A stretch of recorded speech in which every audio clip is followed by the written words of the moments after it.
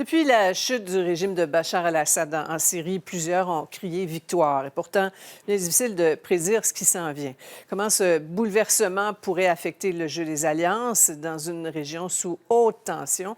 Et surtout, à quel point le remède sera moins pire que le mal? Marie-Ève Bégin. C'est un peuple en liesse qui célébrait la fin d'un sombre chapitre lundi à Damas. Chants, danses, drapeaux révolutionnaires, la capitale syrienne a repris vie.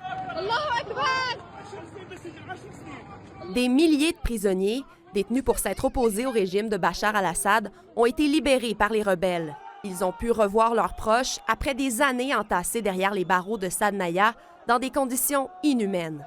Pour les millions de Syriens réfugiés aux quatre coins du monde, c'est maintenant l'occasion de rentrer à la maison. Aux frontières de la Turquie et du Liban, ils étaient déjà des centaines, bagages en main, à prendre la route vers leur terre natale.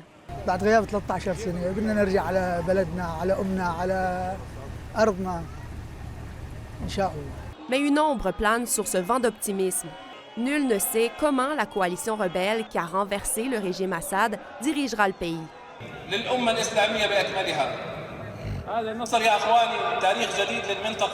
Le chef des rebelles, Abu Mohamed al-Jolani, se montre rassurant pour l'instant.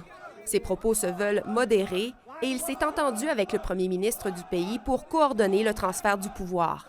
Reste qu'une paix durable est loin d'être gagnée dans un pays profondément divisé où tout est à reconstruire. Le problème, c'est que vous savez très bien que ce sont tous des groupuscules multiples et qu'il y aura certainement d'autres personnes autour de lui qui voudront peut-être aussi une part du gâteau. La Syrie n'est pas sortie de l'auberge. La direction politique que prendra la Syrie va faire écho dans tout le Moyen-Orient. S'il s'agit de l'installation d'une sorte de démocratie en Syrie, ça va renforcer les forces démocratiques dans la région. Si c'est l'islamisme, et donc ça va encourager les islamistes dans d'autres pays arabes. Pendant ce temps, tout indique que Bachar el-Assad se serait réfugié en Russie avec sa famille, ce que Moscou refuse toutefois de confirmer. Vu la violente répression qu'il a imposée à son peuple pendant ses 24 ans de règne, le président syrien déchu risque de faire l'objet de poursuites internationales. Bachar el-Assad laisse derrière lui un pays ravagé par 13 ans de guerre civile, néanmoins rempli d'espoir. Marie-Ève Bégin, TVA Nouvelles, Montréal.